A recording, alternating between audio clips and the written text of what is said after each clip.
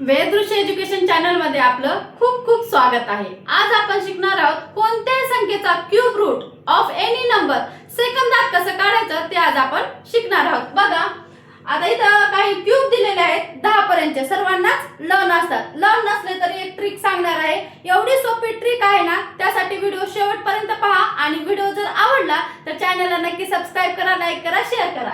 बघा आता इथं सर्वात अगोदर 10 पर्यंतचे क्यूब रूट आणि महत्त्वाचे म्हणजे युनिट डिजिट 1 चा 1च आहे, 4 चा 4च आहे, 5 चा 5च आहे।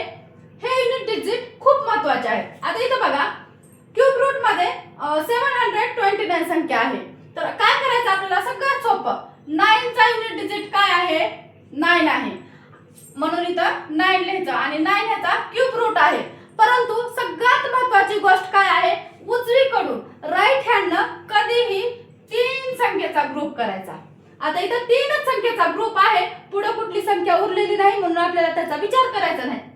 मग आपण त्याचा 9 क्यूब रूट लिहिलेला आहे। इथं बघा आता 512 आहे, 3 संख्येचा आपण गट केला, इथं आहेतच 3 संख्या, पुढे आपण 4 5 अंकी संख्या पाहणार आहोत। तर इथं बघा 2 आहे, 2 चा काय आहे युनिट डिजिट 8 आहे की नाही, 8 म्हणजे 8 चा 2 2 चा 8 असा आहे, मग 2 चा काय आहे 8 आहे, मग इथं 8 लिहून ठेवा।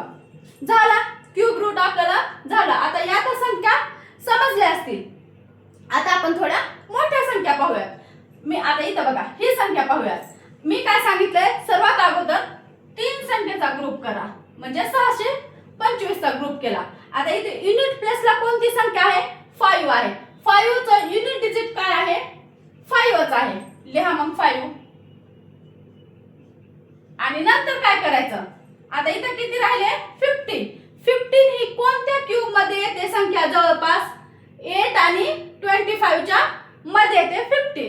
मग आपल्याला काय करायचं, 2 किती, तर नेहमी लहान संख्या घ्यायची आणि इथं किती लिहायचं, 2 लिहायचं, म्हणजेच 25 याचा क्यूब रूट आहे की नाही। सोपी ट्रिक्स आवडली तर चॅनलला नक्की सबस्क्राइब करा।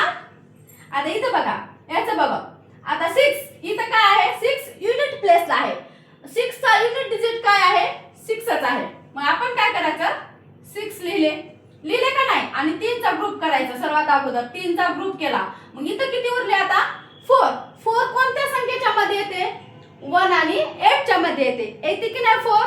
मग आपल्याला नेहमी काय करायचंय, लहान संख्या घ्यायची, 1 की 2 असं कन्फ्युजन नाही, डायरेक्ट 1 संख्या घ्या, लिहिला 1, झालं क्यूब रूट, आहे की सोपी।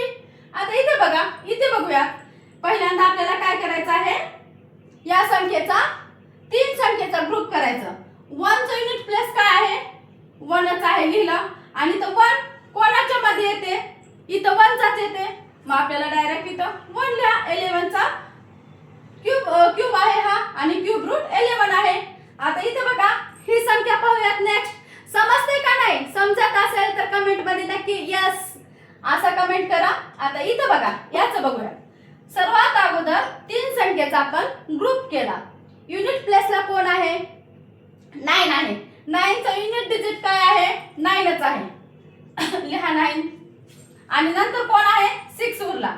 6 कोणत्या 2 संख्येच्या मध्ये येतो, 1 आणि 8 मध्ये येतो, मग आपल्याला काय करायचं, नेहमी लहान संख्या घ्यायचं, लिहिलं 19 झालं, म्हणजे या संख्येचा क्यूब रूट आहे 19।